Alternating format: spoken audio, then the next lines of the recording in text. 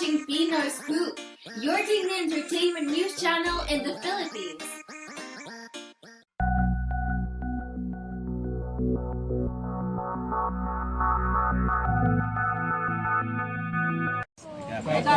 Kahit na magkapit-bahay kayo. Wala eh, kasi ang day off ko lang po Sunday sa Wednesday, minsan pinupuntahan ko sila mama sa kabilang bahay. So yun po, talagang Something ko ako, nag-text-text daw kayo. Kaya lang, hindi ka rin mapuntahan kasi kung iba kayo sa bahay, nasa taping ka naman. Oo.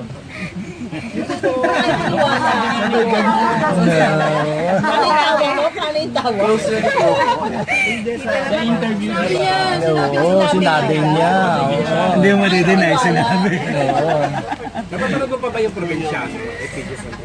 Hindi po eh. Pero pag po, minsan naman nag-iwan TV ako pag may signal. Mo yung Julia, kumusta? Okay naman po, masasabi ko rin po na tahimik, masaya, and blessed ako sa lahat ng bagay. Pati sa Love Live? Sa puso. Wow. Pati sa Love Live ba yan? Bless Kayo na bless. po Balik sa puso. Hindi malinaw kung may pagkasaya ba ng puso. Ngayon ba ang status? Ayan, binalik. Balik. Steady lang po ako. Dito lang po ako, steady lang po ako. Julie, how do you take it kapag yung mga tao ang paniniwala nila ay kayo talaga ni Coco Martin? Tapos po natin madali. Kita kasi nakaka-pressure po. Grabe po. Reaction? Basta wag po natin madaliin. Opo, relax lang po tayo. Pero ba kayo ng panuntunan ni Coco ngayon na parang work muna? Oo, kasi lalo po ngayon hirap po. Ang hirap, ako especially sa part ko po na kambalang hirap baka mamaya maligaw, distract. So mahirap po, mapapabayaan ko yung dalawang kanan. Pero may usapan na kayo na sa isa't isa. Ganun po, ganun. Kasi pag natatanong naman si Coco laging sino pinakamalapit na siya? Ikaw pa rin ang sinasabi Kami niya. nagpapakilig sa kanya. Pinaka-special daw sa kanya, yun ang sinasabi. Ilabas mo yan, te. Reaction mo. Kasi niya lang na gano'n. Ganun yung ikaw naman. sinasabi ni Coco.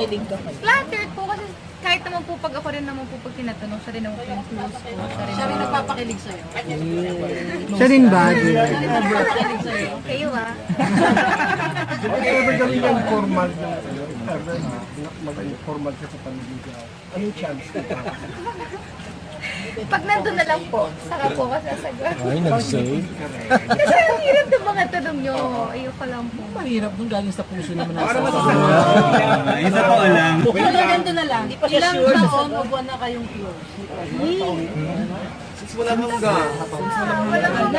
Ay, hindi. Actually, bago pa magwalang hanggan, talagang close na kami. Kasi may napagtrabaho na kami before. Hanggang naputol yun, tapos kailan ulit bumalik? Tuloy-tuloy Nagtatrabaho na. kami ulit po nung walang hanggan. Sa mga 3 years na yan.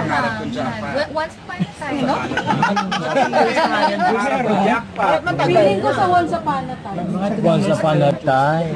Feeling ko Once Upon a Time. Once upon a time po. Nabuo.